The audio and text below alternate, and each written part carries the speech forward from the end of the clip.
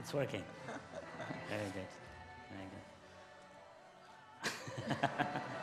No, it's okay. Hello. Thank you. Thank you very much. Thank you very much.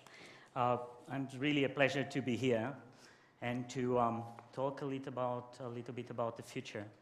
And I was very inspired by the talk of Carl Bildt, but I thought that we should go a little bit down on time, more than 500 years ago. And when I think about technology, and if it's really getting us to be more humane, I think we should go back like 70,000 years ago. 70,000 years ago, there were two human species on Earth, the sapiens and the Neanderthals. And the Neanderthals were stronger, were taller than me, stronger than me. But they didn't survive. The ones who survived were the sapiens. And for those that read the great book of Harari called Sapiens, he has these quotes that I love, where he says, the most wandering bands of storytelling were the most important force that animal kingdom ever produced. So sapiens survived because they were great storytellers, because they would go from place to place, get people together with purpose and objective. And that's what differentiates them from others. It was not that because they were physically stronger. And I believe that technology somehow amplifies our ability of storytelling. Sheryl Sandberg said, technology is giving a voice to everybody. And I think that is a unique moment in history where, through technology, you can amplify such a humane characteristic, which is to get people together, to inspire people, and to be more humane. 1 year ago in San Francisco, in a hospital, they did this an amazing experience. They've put basically the best radiologist that you could find in San Francisco, and then with a machine of deep learning, looking at scans with lung cancer. And the results were staggering. The machine was 50% better than doctors. But then, more than that, actually the machine never had a false negative, meaning that the machine never failed when there was someone that had cancer and the doctor simply didn't see it. Those great doctors failed 7% of the time. And so I asked my radiologist, look, at some point you'll be out of your job. And he said, no, I'll just be much better at my job because I'll be able to connect the dots. And I think that's what technology allows us, is to connect the dots, is to be able to do those links that machines will never be able to do. And that comes back also in time. If you think about economists like Polanyi in the 50s, he divided knowledge in two types. Knowledge that you can digitalize, that you can transform in zeros and ones. But then there was another type of knowledge that Polanyi called tacit, and a fantastic sociologist in Sweden, actually, Kjell Nordström, calls it wild knowledge. And that's knowledge that you cannot verbalize. You cannot say it. The human being has knowledge that he cannot verbalize. We know more than we say. And that's what differentiates us and will always do. And that knowledge that you cannot transfer, you can just transfer it in a way that is not through a written format. You can do it through proximity, through collaboration and trust. And probably that's why people go to cities, because they have that diversity. They have those people that you learn things that they don't tell you just by proximity. And so when people ask me, really, today we are all afraid of technology. I think we're not afraid of technology. We are afraid of the political choices that we have to do about technology. And that's what I wanted to tell you today. Because I think we have two big challenges and one political choice. And as a political party, we have to take a stand at that. The first challenge is about inequality.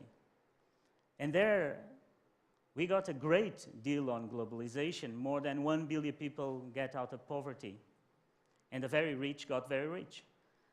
But the middle ones from our countries get poorer. And so how do you do that? What happened? Why in the past innovation was able to get everybody to be more productive and today doesn't? I think that the thing is that today you have the very good firms that get more productive every day. Actually, the bottom 10% compared to the top 10% of the companies, they have a factor of 3 in difference in productivity. And the good companies have been growing at 3 to 5% in productivity in the last 20 years. But all the rest of the world was stagnated. And I think that Mario Draghi puts it very well. It's because productivity is about new ideas and the diffusion of those ideas. And a machine that actually does that diffusion looks like it's broken. And there's 2 reasons for that. One is on the demand side. We think that the world is like these robots and digitalized, but no, just 10% of our economy is digitalized. ICT and media. All the rest, energy, health, it looks like it's digitalized, but it's not. And we are at the tipping point of that to happen, so we have good news. But on the supply side, what's failing is skills. And there, I think there's 2 points. One is that the skills you need in this era, they're very different from before. You need actually the first question you asked, I think, was not a good question. Because what you need is to be good in the intersection of disciplines. So if you ask me, it's more math or arts or pure science, is everything. And what happens today is that the very good firms, they can hire people like that. People that are comfortable at those edges, those vertices, those intersections. And the rest of the world doesn't. So we have to change the educational system to grasp those opportunities. The Finnish people did it. The Finnish people just changed the education system in the secondary school. They did something amazing. They said part of the disciplines will not be disciplines. We're going to look at it in terms of events. So we're going to take the Second World War and look in terms of geography, mathematics, anthropology, and then people will get comfortable at being at those edges. And that's what we have to do, is to get people to be comfortable at the intersection in between disciplines.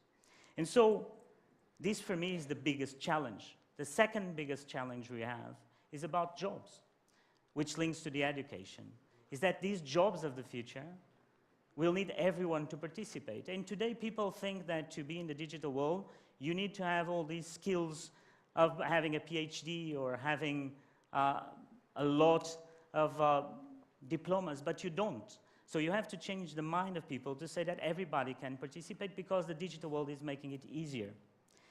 And secondly, we have to be prepared for professions and jobs that don't exist yet. In 1998, I was in business school and I got an offer to go to Google, and I thought it was just crazy. What are you doing in a company that is a search engine? In 2006, there was no Airbnb, there was no Snapchat, no WhatsApp, no Uber.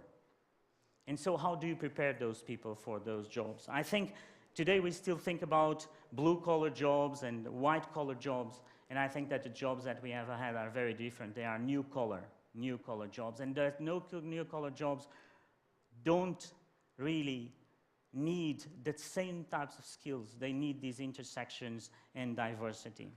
And then we have a political choice.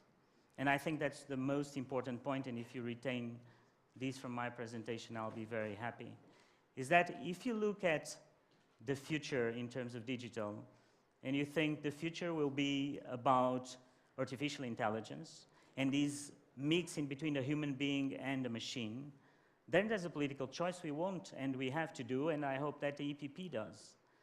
Is it going to be about replacing the human being, the artificial intelligence, or is it going to be about augmenting the intelligence of the human being? And this is something that is a pure political choice.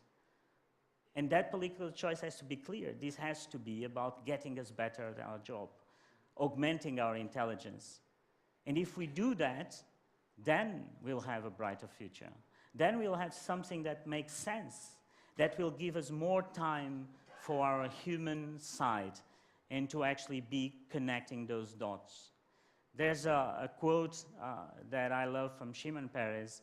He used to say that democracy is not the right to be equal, it's the equal right to be different. And I think that's exactly what we have in Europe, that we don't have any place else. We have the right to be different, and that difference will help us to connect in between these two worlds, will help us to connect the dots, will help us to be better, and will be surely more humane. So thank you very much for your time.